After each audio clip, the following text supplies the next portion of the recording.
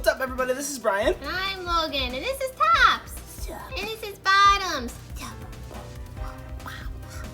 And we're Crush Cards! Hi team, happy Wednesday. Wowie, golly, glad you're here. So we know we said we were going to put this up Monday, however, we did not anticipate getting an entire case of Eternity Code, so if you guys haven't already seen that opening, go check it out. We uploaded that on Monday. And last week we did the Buster Blader lore, which I've been building up for a while, and I said that we would be doing a deck profile on it, so here it is. It's what we're going to be doing today. So if you haven't seen the lore, go see the lore. I'll put it at the end of the video. Oh no.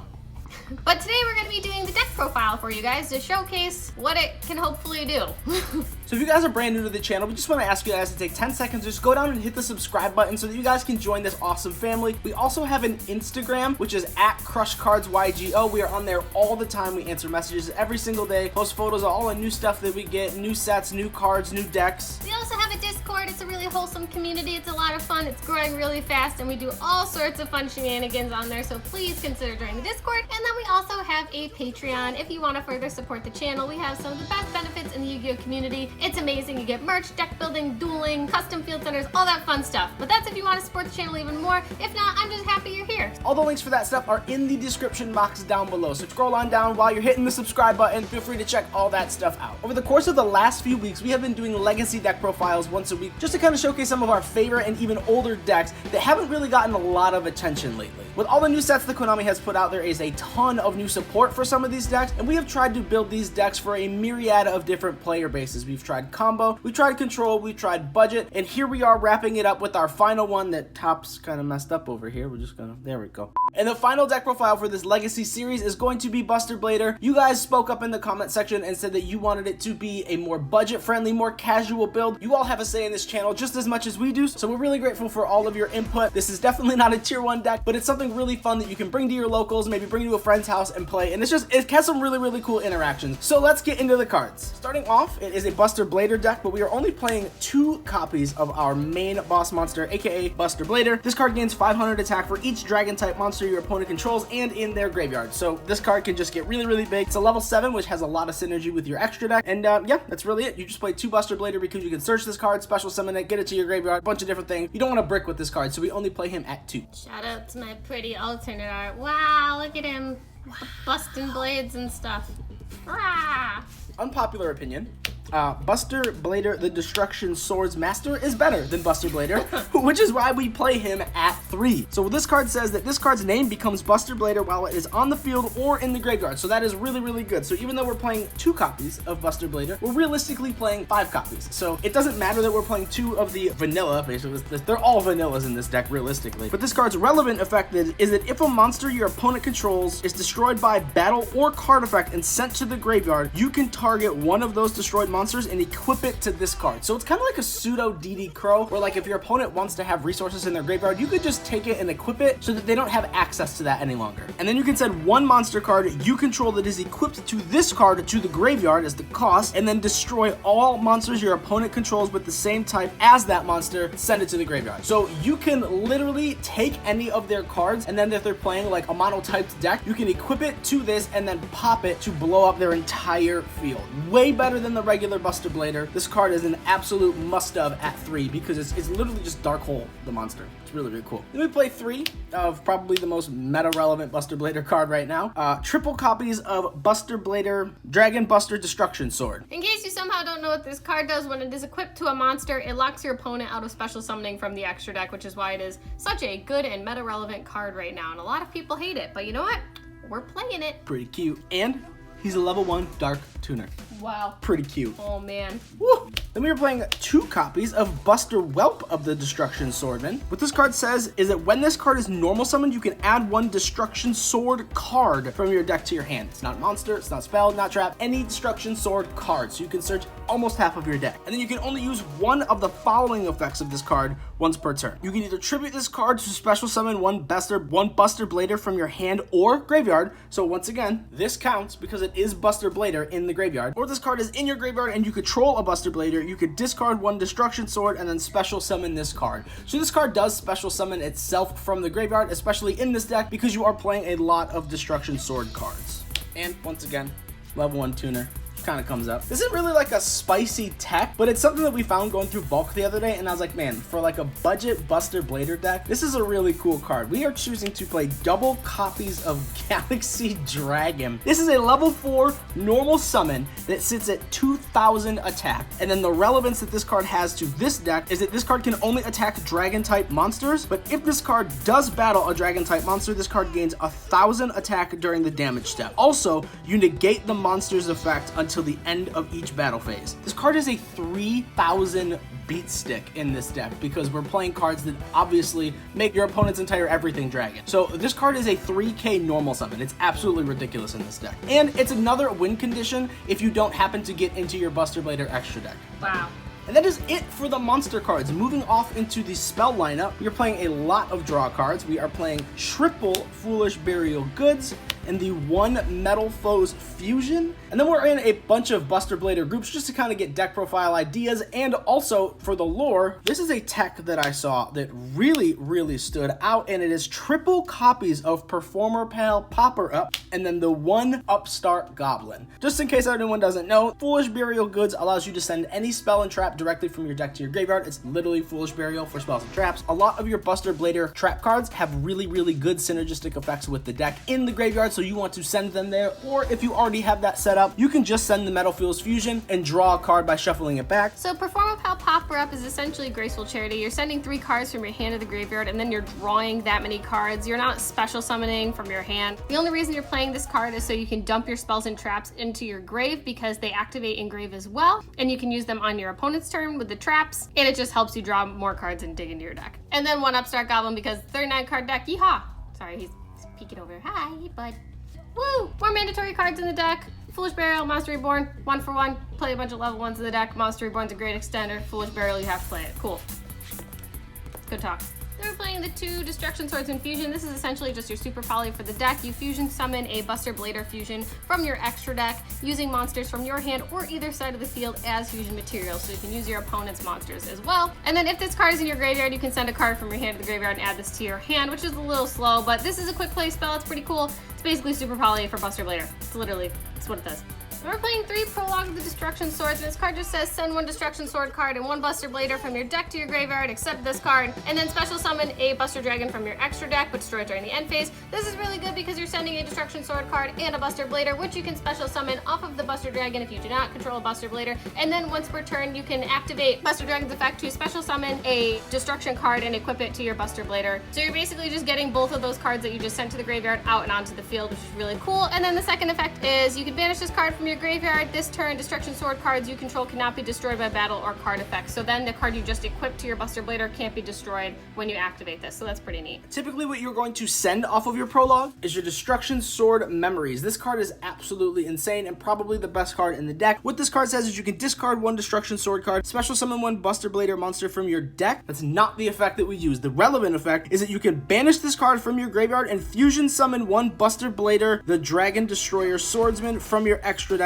by banishing fusion materials listed on that card from your graveyard. So you literally send your fusion materials off of prologue and then just special summon your fusion monster off of this. So you just went 1 for 1 trade with each of your traps to get out both of your boss monsters. This is absolutely incredible. And maybe one of the most underrated traps in the entire deck, you're playing double copies of Destruction Sword Flash. This card is really cool. It says if you control a fusion monster that lists Buster Blader as material, banish all monsters your opponent controls. Not destroy, banish. Non-targeting. Banish all monsters your opponent controls. Just by having the fusion monster on board, which is what this deck kind of tries to turbo out and do regardless. When a card or effect is activated that targets a Buster Blader monster you control, you can banish this card from your graveyard and negate that effect if you do destroy the card. This is protection and just a board wipe. This is insane. This card, and we played it too, and you'll see why right now, because we are playing triple copies of Trap Trick. Trap Trick allows you to get access to any of your normal trap cards that you play in this deck. You need to see them as soon as possible. So these are basically just your 5th and 6th copies of all of your other normal traps. And then once again, it just helps you with your Performer Pal Popper Up, because if you see it and you don't need it, you can just discard it to draw more cards. It's absolutely incredible. This card is ridiculous in the deck. And then it would not be a Buster Blader deck without triple copies of DNA Surgery. This card is is like the most OG Buster Blader card of all time. This card says that when you activate this card, you can declare one type of monster,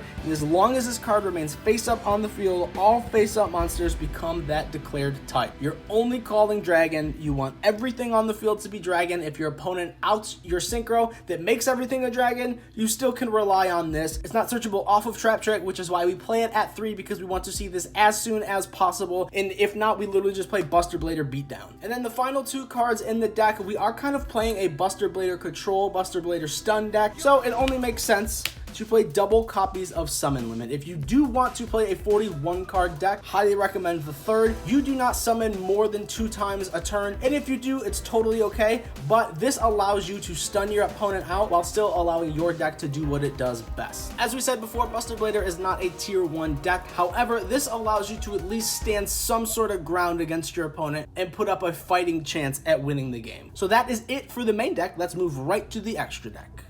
You don't really use your extra deck in this deck, and arguably you could play Pot of Extravagance if you had 3 elves of all your other cards. However, as we said in the beginning of this video, everyone asked for this deck to be a little bit more casual and definitely more budget friendly, so we were not going to include a $200 playset card in this. So your extra deck for this specific build is just a little bit more utility, so we are playing the 1 copy of Link Karibo. This just allows you to get your level 1s in the graveyard if you need them there, and also gives you that little bit of battle protection, because sometimes slower decks like these do need it. We are playing the 1 adorable little Protector Whelp of the Destruction Swordsman. This card just came out in Dual Overload. It's actually pretty good. It's just 2 monsters, the Link 2, and it says if this card is Link summoned, you can send 1 Destruction Sword card from your deck to the graveyard. Then you can special summon 1 Buster Blader monster from your hand. That's pretty neat. At the end of your battle phase, if your opponent controls no monsters, you can target 1 Buster Blader monster you control that did not declare an attack this turn and inflict damage to your opponent equal to that monster's attack. That's pretty rad.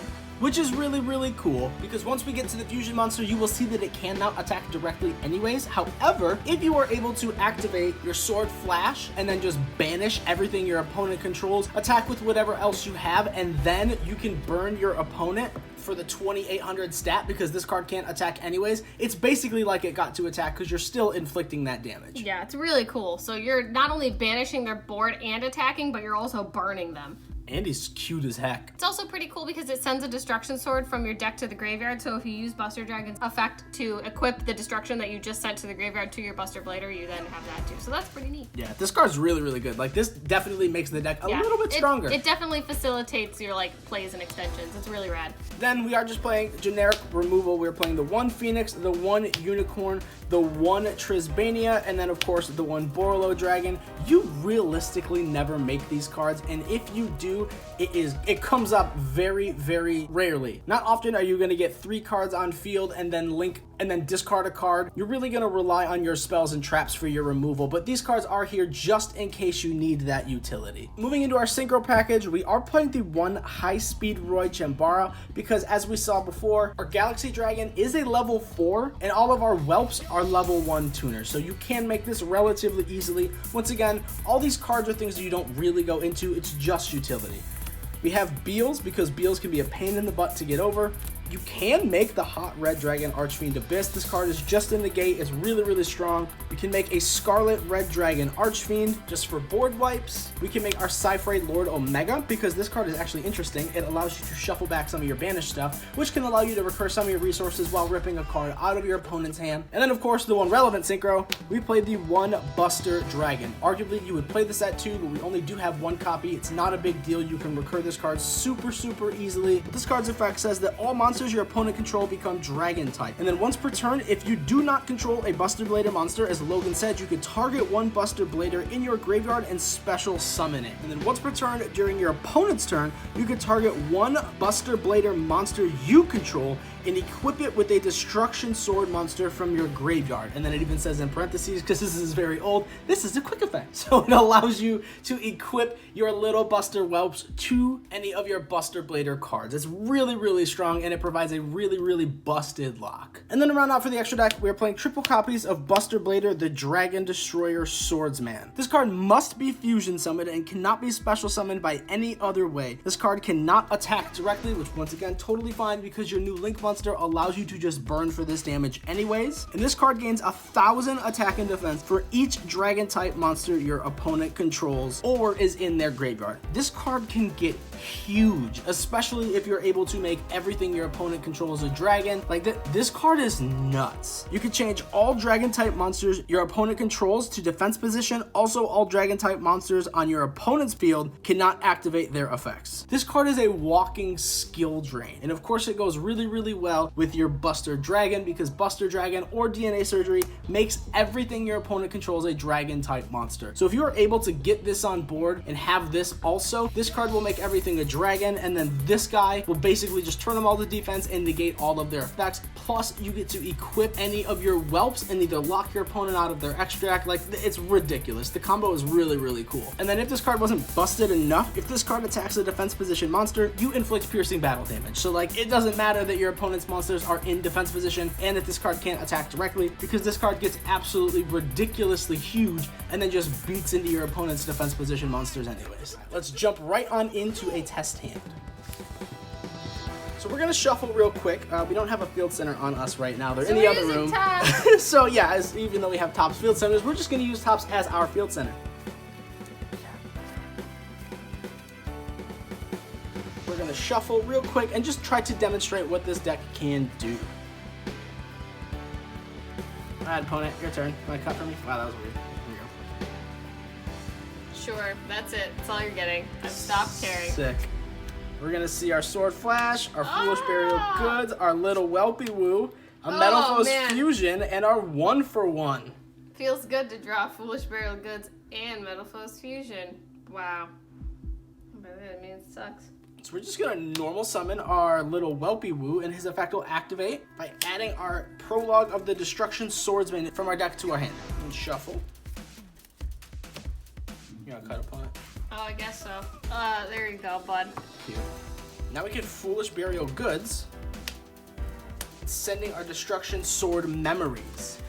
Now realistically, you can already get this off of the Prologue, but the Prologue just allows us to go even more plus. So what we're gonna do is we are going to link 1 to everyone's favorite little Link Karibo, and then we are gonna set 1, 2, and then we have 2 cards in our hand. Now what we can do on our opponent's turn is we can activate our Prologue, which allows us to send a Destruction Sword card and a Buster Blader monster from our deck to our graveyard. Typically, you would send the memories, but we already had access to the memories. So we're gonna send a Buster Blader monster and a Destruction Sword card from our deck to our graveyard. And then we'll special summon our Buster Dragon. Now, this will resolve and we can activate our Destruction Sword memories in our graveyard to banish it, summoning out our Buster Dragon, the Destruction Swordman, by banishing our Buster Blader guy and our little whelp that we linked away. And now we can activate the Buster Dragon's effect as a quick effect. And now we're just gonna equip to our Buster Blader the Dragon Destroyer Swordsman. Man, these are really ridiculous names. And now here we go. We have all of our opponent's monsters are officially Dragon type. This will negate all Dragon type monsters and switch them to defense.